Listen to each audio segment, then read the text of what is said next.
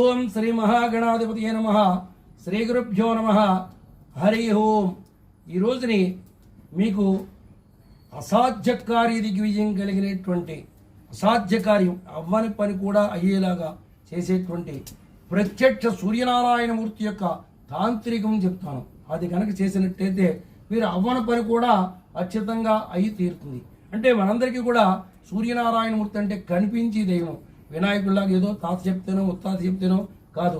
ఆయన ప్రత్యక్ష సూర్యనారాయణమూర్తి 365 రోజులు కూడా మనకి కనిపిస్తూ ఉంటాడు. కనిపించే ప్రత్యక్ష సూర్యనారాయణమూర్తి ఆయన యొక్క విధానంలో కనుక చేసినట్టయితే అసాధ్య కార్య దిగ్విజయం కూడా అవుతుంది. ఏంటయ్యా అంటే సూర్యనారాయణమూర్తికి జాతకం రీత్యా దోషం ఉన్నట్టయితే 6000 జపం చేయమని, 600 తర్పణ చేయమని, 60 సార్లు హోమం చేయమని, 6గురికి భోజనం పెట్టమని చెప్పుకున్నది. అదేవిధంగా ఏ దోషం ఉన్నప్పటికీ ఆయన సూర్యనారాయణమూర్తి అంటే గ్రహరాజు. 9 గ్రహాలకి కూడా ఆయన రాజు. ఆయన చెప్పినట్టే మిగతా గ్రహాలన్నీ కూడా వింటుంటాయి. జాతకంలో ఏ దోషం ఉన్నా కూడా ఈ సూర్యనారాయణమూర్తిని కనుక ఆరాధించినట్టయితే అన్ని దోషాలు పోతాయి.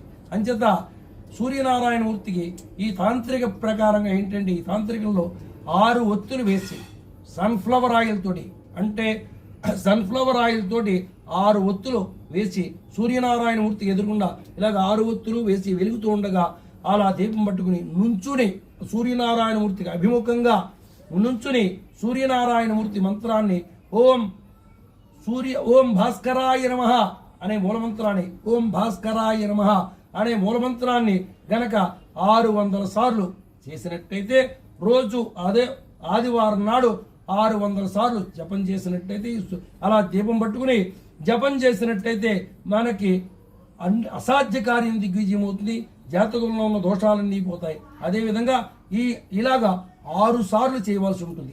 6 సార్లు 6 ఆదివారాలు కనుక ఇలాగా 600 చొప్పున 6 దీపాల చొప్పుని 6 సార్లు కనుక చేసినట్టయితే మనకి అవ్వని పని అంటూ ఉండదు. ఈ ఓం భాస్కరాయ నమః అని కానీ, ఓం హ్రీం గురుని సూర్య ఆదిత్య ఓం అనే మూలమంత్రాన్ని కానీ చెప్పినట్టయితే మనకి సూర్యనారాయణమూర్తి యొక్క సంపూర్ణ అనుగ్రహం వల్ల మనకి అసాధ్య కార్య దిగ్విజయం అవుతుంది. ఆయువు, ఆరోగ్యం, చర్మ వ్యాధులు, ఏ రకమైన రోగం ఉన్నా సరే ఆఖరి క్షణంలో కూడా శ్రీరామచంద్రమూర్తి అంతటి వాడికి కూడా అగస్త్యుల వారి చేత చెప్పబడింది, సూర్యనారాయణమూర్తి జపం చేస్తేనే కానీ నువ్వు కార్య దిగ్విజయం జరగదు అని అగస్త్యుల వారి చేత చెప్పబడింది ఆదిత్య హృదయంలో. అంచేత ఆ సూర్యనారాయణమూర్తి యొక్క సంపూర్ణ అనుగ్రహం పొందండి.